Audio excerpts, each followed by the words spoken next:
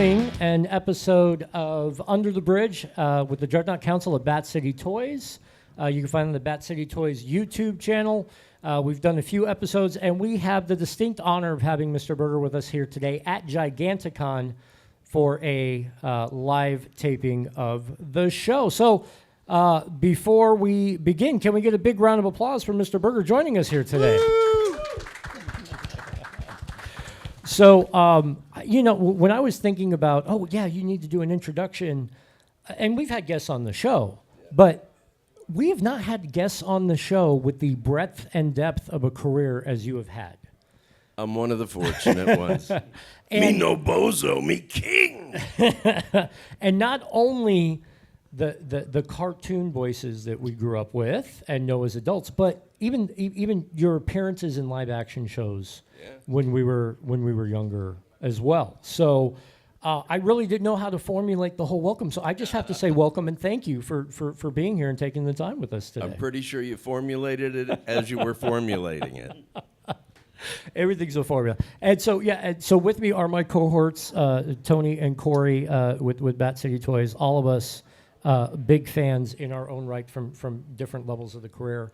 And so I just want to start with a gush. I'm gushing. Look at this. I'm gushing. I've never gushed with a guest, but I'm gushing with you today because of that. So thank you again for joining us. Sure.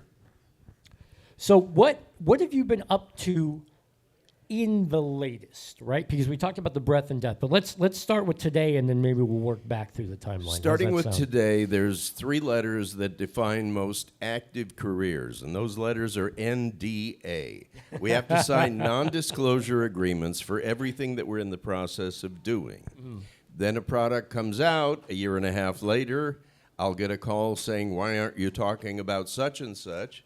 And I'll say, I just spent a year and a half not talking about it by design, and I didn't know it was time to talk about it.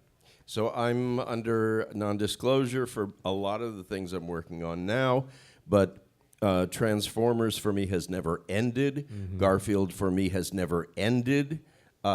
These associations that started with a job, 1 gig, no guarantees of anything else, have become, I've been associated with these franchises for decades, and that's involved games, and that's involved everything else. I'm one of the Eeyores for Disney, so that's a whole other way to go. By the way, it's not much of a tale, but I'm sort of attached to it. So how does Peter feel about you having that gig as well now, huh? We see each other for Transformer things. It's sort of like 2 trains going in the same direction for different departments at different times. But, Brad Garrett is on that train, too. He did the last feature. A Disney animator named Bud Lucky was doing it for a while. I've done it and had it go away and had it come back and go away. I'm so happy every time the phone rings for it. I'm so happy the time. If you put a script in my hand, I'm Cinderella going to the ball. Things light up in my brain sensors that cause me joy. I like working on characters. I like coaching some younger, high-profile actors that are transitioning into animation and feel a little bit lost because their careers have been entirely on camera. I think it's simply a translation problem. If you're in a theater, you have to tell the truth to the last balcony. If you're on camera, you have to tell the truth to this big camera that's 6 inches from your face.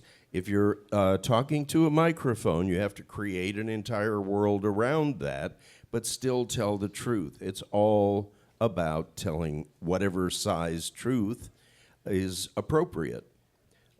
So I love it all. I truly do. I do what I like, and I like what I do, and that makes me a happy guy. There's very few of us who have that ability. We're all trying to do that. We're all trying to leave that. I'm going to call that the Gregg Berger philosophy from now on, and that's the lifestyle I'm trying. Let me put on my Yoda ears. I'm trying to live. Yeah, I don't want to hog up the microphone, although these guys know that I will on the show, and if you watch the show, you know I normally do. But these guys are big fans too. I don't think there's anything that you have touched that hasn't in some way touched us as well. Tony, you got? Well, I think one of my favorite characters that doesn't get mentioned enough is Junkyard. Junkyard. From Toxic Crusaders. Oh man. Yeah. This was a show called Toxic Crusaders that this is another thing about the business, the industry, any industry. Often the things that you think are like home free don't last as long as you initially thought they would. Other things may last forever, and it's just whatever an audience embraces. Toxic Crusaders, which is a personal favorite anyway, became an animated series. I was Junkyard, and just had a ball. Michael J. Pollard was in it. There were so many great people in and around it. Lloyd Kaufman would come to every recording session. He's from Troma, if you know that name. It's all underground, inside, and just genuinely funny in a Toxic Crusader way, which involves transitioning from humans into sort of post-world creatures. Anyway, I love it. I treasure it. I wish it had gone on and on and on and on. But those who jumped onto the initial season got a real treat. And I'm going to jump in on Tony on that because that's what I do. I can't imagine, because we've talked about some properties that were made for adults. Trauma, of course, most of the movies that they've all done. When you got pitched the idea for this, how did that work? So here's this rated R, real adult content drama, but they made something for the kids. And did you have any questions about that, or how was that pitched to you to do? It's a larger question because normally it's more on paper as a breakdown.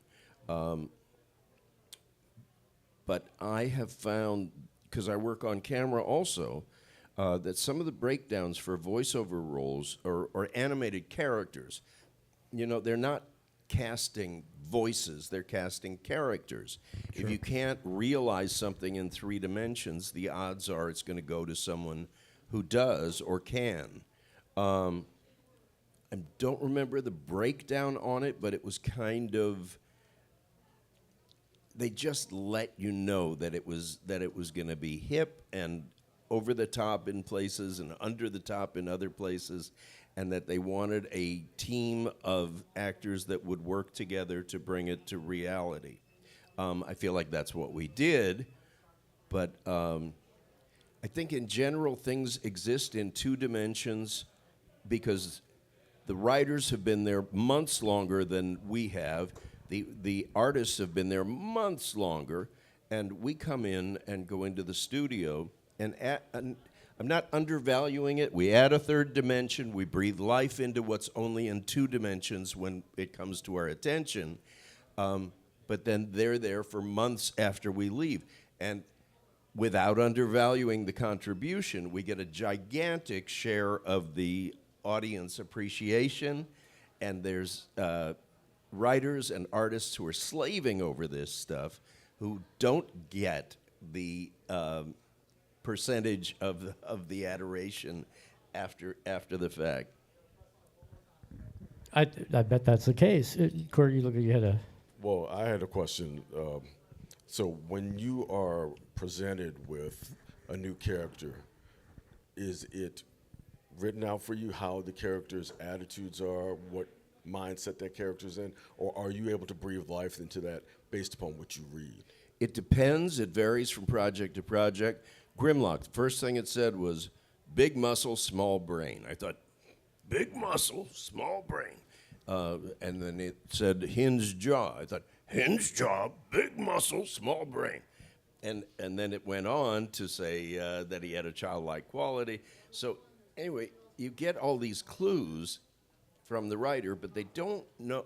It's really exciting because they don't know exactly what it sounds like. They can describe it, but until somebody walks into the studio and does it and all the heads start nodding, it hasn't had that added element. They can describe it. There's lots of clues from the artist, and then I consider myself the detective, and I just take it all in.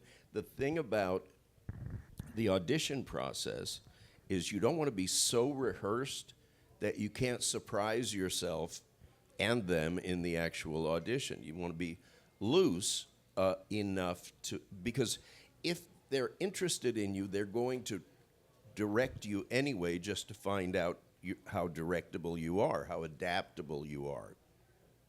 So you don't want to be locked into a position that you can't get out of. That is part of the process. When I auditioned for Grimlock, I got a call from Wally Burr, the director, and he said, Hasbro loves you and Sunbow for Grimlock, but there's a question as to whether you're the world's best auditioner or whether you're going to be able to maintain and sustain what is a throat-busting role. So I said, put me in, coach. I'll find out. I'll be there. I'll hit it out of the park. Whatever you need, I'm your guy. So they did, and I got a voice coach who coaches primarily heavy metal singers. Smart me. Because you can have a career for a week or you can have a career for a lifetime if you figure out how to take those challenging voices and relax yourself into them. So I can do it all day long. Me love Cups war stories. White boy hit my nose. And on and on and on. Love it, love it. Sorry, I'm geeking out up here, so we'll let we'll let some more questions. Time for some questions. We have questions in the audience. Should we get some audience participation in on this? Everybody just wants to hear the voices. That's what happens when Greg gets on the stage. Didn't you have an experience around the animated feature? Did someone? Am I right? Yeah, Corey's going to come down and bring the microphone over so we can Share, get you involved on here. It's a good experience. It's worth sharing. I told you I was a blabbermouth. Sorry. Thank you for that, because I could just sit here and just gaze all day. Here we go. So this is so cool for me.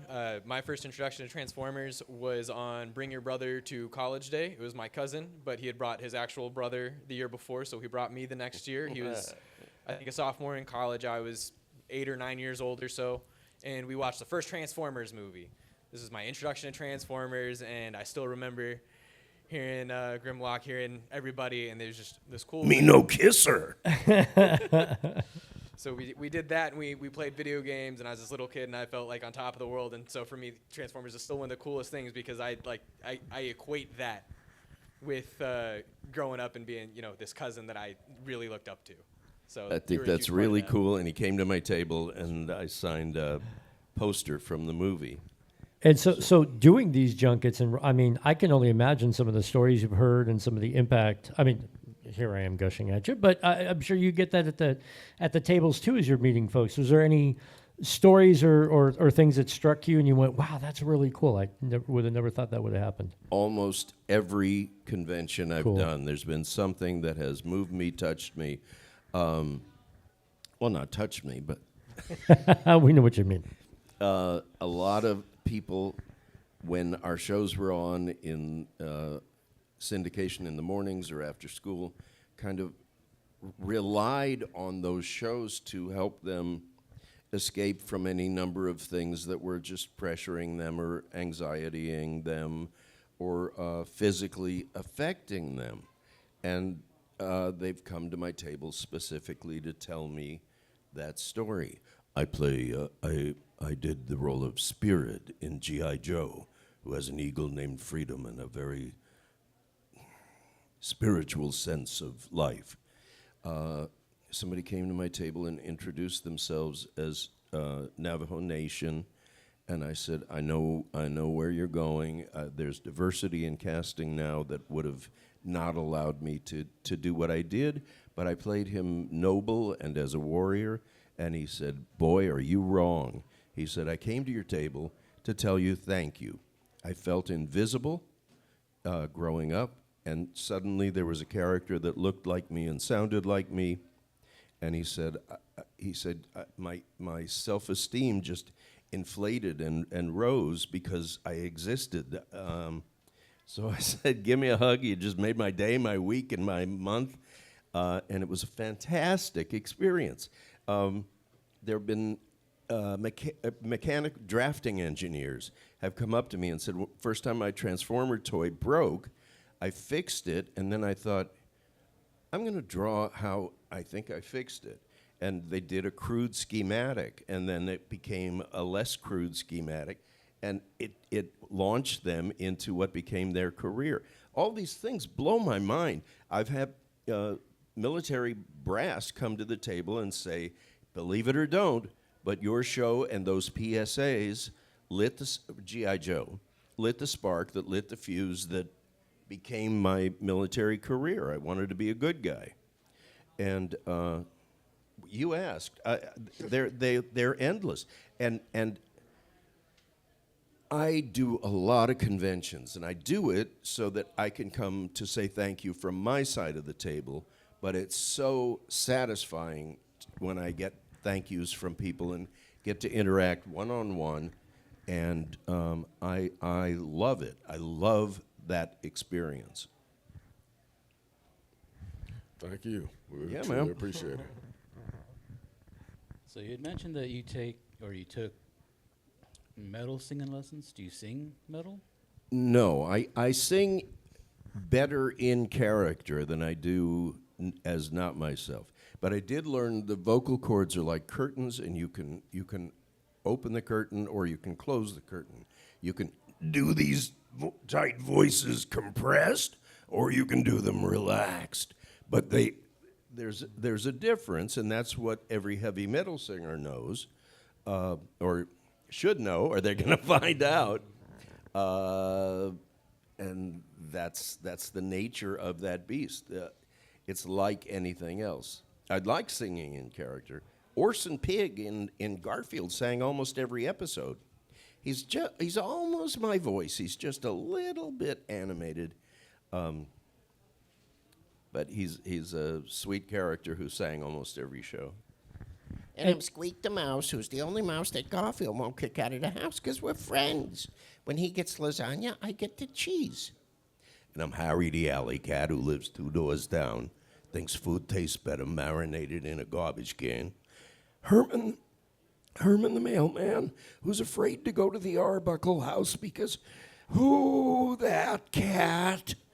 And Odie, since the very beginning. Wow, wow, wow. Ta-da.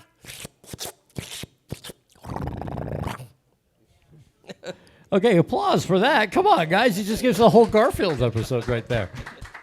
So, and we've talked about that too, because I know I'm going to out Tony here, but I do that anyway. He definitely has interest in voice acting and voice, and I've always told him, I'm like, I wonder how the mechanics of that craft work, because as you were talking about earlier, you show up, maybe you have somewhat of an idea, and then you're doing some things off the cuff. But again, with the storied career that you have you also been approached and somebody said, hey, I know you did this character and I kind of want that for this as well? Or I'm just trying to think of how the identification other than your history and craft brings you to the table. Like any other industry, you kind of become known for the work that you've done. And yes, it's easier to keep working than it is to start working, because you have a reputation that kind of precedes you. And it's like if the thing they've seen is the locomotive and they want to know if you can help out with one of the cars on the way to the caboose, you already have something in common, and you're sort of speaking the same language, which is why it's easier to keep working, because they have a sense of what you present and wonder whether they can apply it to something that they're doing. So, yeah. But, that's true in any industry. It's true in toys. Yeah. It's true in everything. So I can imagine you might show up with the idea of one, and they're like, well, how about this character or that character? And then that leads you to doing multiples within the same project? Or Yeah, depending on the more... I always ask, is there anything you want me to know that's not in the breakdown? And usually that kind of breaks the ice, and they start to share their vision with you. Well, the more I know, the more I know, and it gives me a better place to jump off from.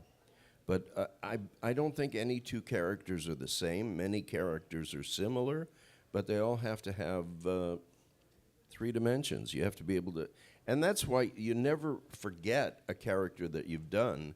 They keep normally a voice library, because in a long-running series, something you did in season 3 might come back in season 4.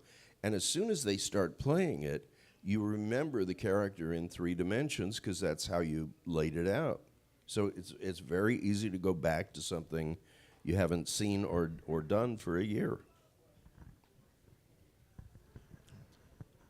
So during the kind of research of your past interviews, you said you kind of got, in a sense, discovered at a performance called Cloud9. Oh man, you did your homework. I was out here. I was doing. I had gotten an agent. I was getting submitted for episodic TV. I was doing it. I was doing feature films. One of them in Russia for 4 months. But I was also, my first love is theater. No one can leave you on the cutting room floor. No one edits anything. The curtain goes up. You tell a story. The audience either likes it or it doesn't, but it's live. And different surprises happen all the time. Something doesn't work. Anyway, I liked the adrenaline of that. I went into a show called Cloud9, which started in London, came to New York, and I was in the Los Angeles company. Actually, I was understudying a part that had many roles within it. So the night came when the guy's car broke down or something happened. At half hour, they said, "You're on." And I was ready, but you feel this adrenaline like supercharge. And I did the roles that were involved, and it was a perfect storm. Everything went perfectly.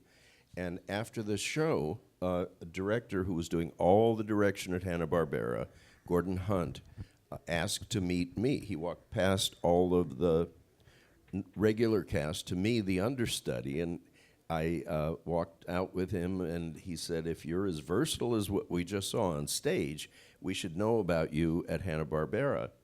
So, I mean, I think this is true for everybody, because I believe opportunities happen in every life, and you either seize it or it goes by. I seized it, and I said, "Well, you've had my demo for a couple of months. If you could move it from the bottom of the pile to the top, I'd love to be doing what you're doing." And he said, "You got a lot of nerve, don't you?" And I said, "Normally, no, but if this is an opportunity, I'm not going to let it go by without at least trying to make my presence felt." So he said, "No, I loved it." He said, "You busted me, and I deserve it." Less than a week later, he had me in for a peripheral role. Shortly after, I did with him an episode of The Jetsons that still airs. I mean, I was the new kid, so I played Curly Quasar, who has a blind date with Judy Jetson, and the episode is still on, and I'm proud as I can be. And kept me in mind for my first, well, it wasn't, I was doing something else, but a significant series called Fantastic Max, and I was A.B. Sitter, his plastic parent, who made sure he didn't go into space with a dirty diaper. And we were off and running. I did episodes of everything else. That's what, to your earlier question, they started plugging me into other things along the way, and suddenly I was a busy, busy actor. So Fantastic Max played on Sunday mornings. Oh. And I remember growing up, and my mom was like, "Well, are you going to do your chores?" And I said, "Not until after Fantastic Max." So I was an avid viewer. I mean, 9 years old. "Mom, please, I got to see this first." So you had me watching that season. This is technically, I guess, this was billed as the Transformers session, and I would be. It? Sorry. I know, but We're all again, over the because place. there's so much to talk about, and yeah, Grimlock right there at the center of it. I right now we're playing the 1986 movie at the booth. We've got the wow. the big bust of Megatron out there stomping White boy hit my Ironhide. nose. Yeah. So some of the great. Somebody other than me, please. Yeah, can you talk a little bit about Jim Davis's response to your characters? Were there any characters where he was like, "That's exactly how I imagined him"? Jim Davis, the creator of Garfield, who has become a friend, became a friend years ago. We just are sort of on the same ripple of the same pond. And every time he would imagine something, we would all sort of bring it into existence. He would fine-tune things along the way, but they were just a little more of this, a little more of that. They were very careful in casting, and in casting all of the guest roles as well. And if the casting is correct, then you kind of just sit back and let the thing unfold. If it doesn't ring true, then you didn't cast it exactly right. But he was, for lack of a better word, delighted with all of the stuff that I did. He was excited when there was a new role that he wanted me to jump into. And we would just converse it out, and once I understood what he wanted, I was able to give it. I've been to his home in Muncie and been hosted and treated well and enjoyed every minute. He assigned the TV show, the Saturday morning show, to artist named Mark Evanier. He did all the voice direction, but he also wrote most, if not all, of the scripts. And we would just crank out stuff. Because it was cast well, when guests came in, Mark Evanier has told me this, sometimes people would think they hadn't done well because they were done too soon, but he got what he needed. He didn't. No one beat the scripts to death. We wanted them spontaneous and fresh and funny because they were funny. In those days, everyone recorded ensemble in the same studio at the same time, so he was less concerned even about overlaps than about the timing and the way the thing unfolded. So there's a story of one actor who called his agent and he said, "I don't know what I did wrong, but they released me like, sure, we only ran through it once or twice." And then he said, "Thanks very much." And then they called Mark, and Mark said it was perfect. That's why he left. Not because he did anything wrong, because he did everything right. So it was like that. It was not like there was a wall between management and labor. We were all involved in this labor of love, and it was just people with people. Great question. More questions from the audience? Anybody else? I guess just real quick, you already talked a little bit about the audition process. You already talked a little bit about some of the coaching that you did and things, and then you kind of touched on just seizing opportunities as well. Is there any one thing or two things you could say, like if somebody is interested in trying to get into voice acting and just doesn't know the route to take or where to go, do you have any kind of simple pointers or something Always. you could mention? It's voice acting. The emphasis is not on voice. The emphasis is on acting. Any training you do will make you better equipped. It's important to have improvisational skills and stay in the moment. It makes you more adaptable. If the character rings true, the voice will follow. If you completely understand a character, then the voice will usually be appropriate. You may pitch up. There's things you can do just technically, but I think just having the ambition to be part of it, from that moment on, you are a voice actor. You're just seeking gainful employment. You're looking to be paid to play. And that's what it is. That's what it is. It's not, it's not rocket science. It's just being paid to play. I still haven't decided what I want to be when I grow up. And that's what they're looking for, is that ability to stay,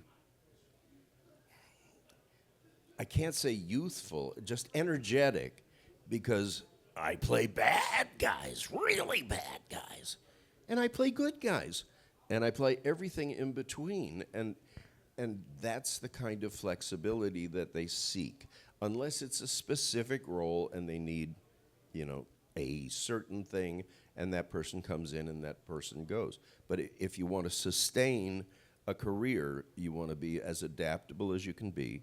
You want to be a voice actor, and then you've covered all the things that are within your control, and you throw it out to a universe that's outside your control. I think a band needs to make the music that they would like to hear, and it's like that. Your audience finds you. You can't intentionally find your audience. It has to be a marriage of something you're doing that's appealing and someone who's drawn to it. And then the other thing about me attending conventions is I get to meet people one-on-one. You only acquire a fandom you can only sell one ticket at a time to whatever your movie is. I'm not trying to be abstract, but that's kind of a way to visualize it. You hope your audience finds you. Follow up on that, T? Oh, Yes, get this guy out of here. well, I said I've been working and have a strong interest in voice acting. What I've done to help work that out is I'll watch a cartoon and I'll mute the character I want to emulate, and I read their lines with their emotions and try to record that outside, like on a third device, so I can see how it matches up. That's cool. To see if I can match it up. And that's helped me. I mean, it's fun. And Now, that doesn't mean that they made the right choice and you made the wrong choice. Maybe you made the right choice and they made the wrong choice. So with that, Greg, with the plethora of characters that you've done, are there any where you said, boy, this is kind of like me, and there's something I mean, I would guess that's with everything, but is there one particular character you gravitate to and you say, boy, that's more like me? Well, you reach out to the material, and then you let the material reach out to you, and you try to meet it in the middle so that there's some aspect of yourself in the things you do.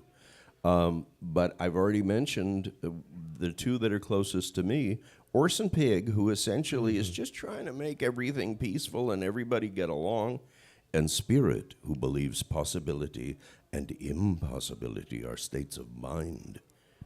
There we go. And we've got that on video. I love that. So we have a super fan who is not in the house, I understand. The and nerve.